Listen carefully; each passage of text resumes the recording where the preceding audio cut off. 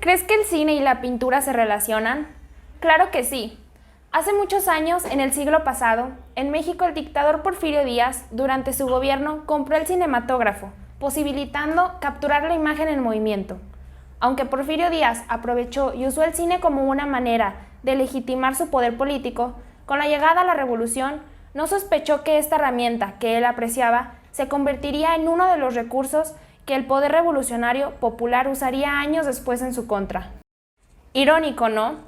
Y es que los primeros gobiernos posrevolucionarios entendieron que una imagen dice más que 1000 palabras.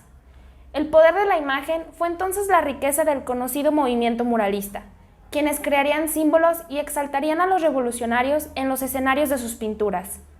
Estos murales, expuestos en espacios públicos y edificios de gobierno, tenían la intención de llevar el arte a la gente, eso sí, un arte político y con ideas nacionalistas que cimentaron la construcción nacional del país.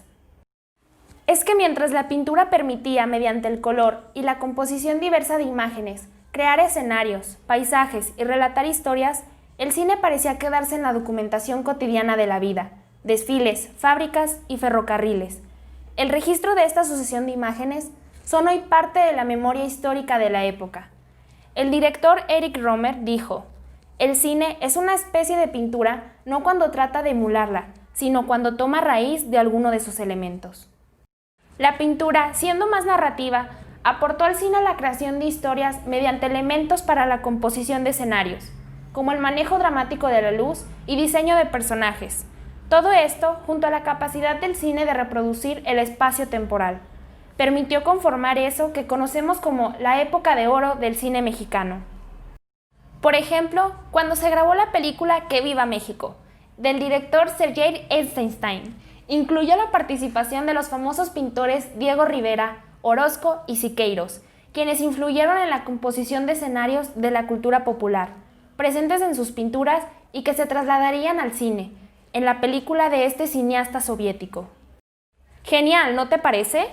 Además, Gabriel Figueroa, un mexicano fascinado por las artes visuales, empezó estudiando pintura, después se trasladó a la fotografía y luego se convertiría en cinefotógrafo, caracterizándose por el uso del claroscuro y el manejo de las sombras en las imágenes.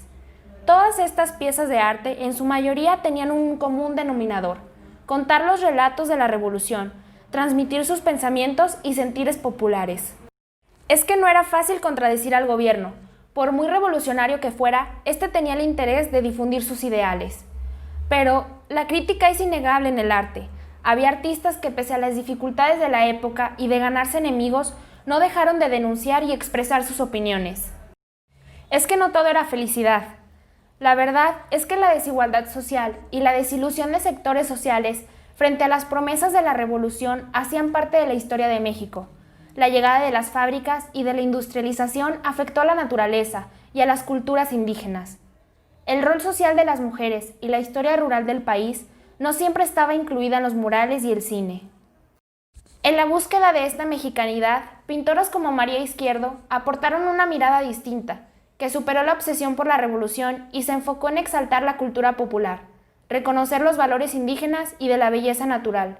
Ella pintó el cuerpo por fuera de los estereotipos de la época y exploró en el uso del color. Es María Izquierdo, una mujer ilustre, aportando al diseño de la imagen y el arte visual de la época y hasta nuestros días. Vamos a contarte un poco sobre su legado y su importancia en la historia del arte en México. María Izquierdo nació en San Juan de los Lagos, Jalisco. Fue una mexicana con una vida inspiradora y un legado artístico que ha sido de arduo interés para investigadores e historiadores del arte. Escucha algunas palabras sobre María Izquierdo, de parte de dos expertas sobre la historia del arte en México, especializadas en el arte de las mujeres en el siglo XX. Podemos ver en estas imágenes que estás pasando de la arquitectura, de la naturaleza, con estos árboles truncos, ¿no? Estas columnas que están puestos en el espacio, ¿no? El manejo de la tierra de repente sin cultivo, ¿no? Entonces, todos los elementos se manejan de una forma que no pretende ser, podríamos decir, realista, ¿no? O naturalista, ¿no? Sino de provocar como un estado de ánimo que se asocia precisamente con esta esencia o búsqueda, ¿no? De algo particular del contexto mexicano y también de su contexto y su perspectiva particular ante el mundo y los diferentes momentos que está pasando México y que está pasando ella también. Es estar empapado de lo que está ocurriendo, y ese es el caso de María Izquierdo, que por supuesto compartió características, intereses con la mayoría de los movimientos que estaban vigentes durante su época, que de hecho son muchos, ¿no? Hablábamos hace un ratito en tu pregunta, Angie, del muralismo mexicano, del interés por definir la mexicanidad. Karen mencionó también al grupo Sin Grupo de los contemporáneos, ¿no? El interés en el arte puro. Por otro lado está lo que tiene que ver con las escuelas al aire libre y toda la espontaneidad, ¿no? Que caracteriza al arte de María Izquierdo. Y también ella fue muy cercana de Antonin Artaud, el dramaturgo francés, y por supuesto que le interesa la exploración del inconsciente, del recuerdo, todo lo que tiene que ver con la memoria, que es típico de los surrealistas, aunque nunca se identificó con el grupo como tal, pero sí compartió intereses. Entonces creo que parte de la originalidad, no sé si necesariamente de los símbolos como tales, pero sí de su temática, tiene que ver con estas intersecciones, con todos estos grupos que ella va a asimilar de una forma muy, pero muy personal, ¿no?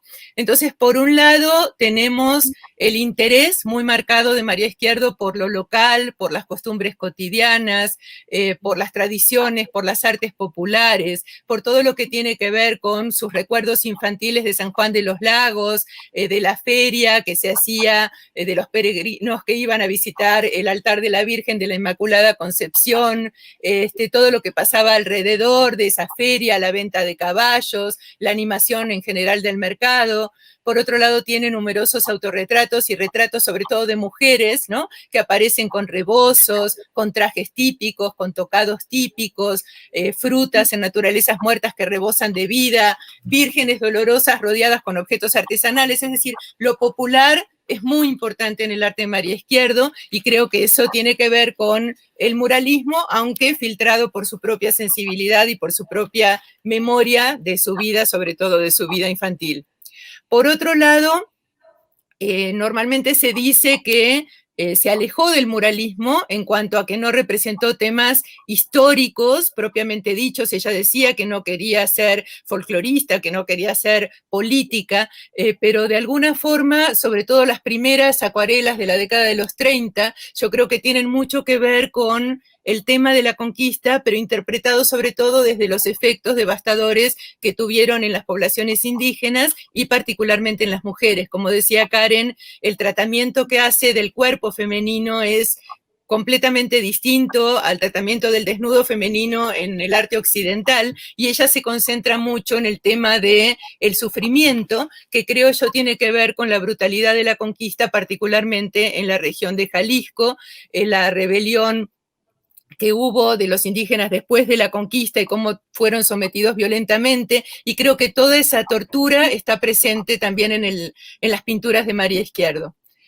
Por otro lado, también sabemos por su historia de vida que fue una mujer extraordinariamente valiente, que se atrevió a romper con muchos de los estereotipos asociados con lo femenino históricamente, y yo creo que esa libertad, ese espíritu valiente se ve también en su forma de componer, en la manera de desdeñar, por ejemplo, la perspectiva lineal tradicional, de romper con la proporción típica de la figura humana en el arte occidental, de romper, como señalaba Karen, con el desnudo tradicional, ¿no? Que está visto más bien en el arte occidental desde el punto de vista voyerista de los hombres, y ella en cambio adopta esta postura mucho más centrada en la expresión del cuerpo desde su propia experiencia, y eso la hace también extraordinariamente expresiva y muy, muy potente.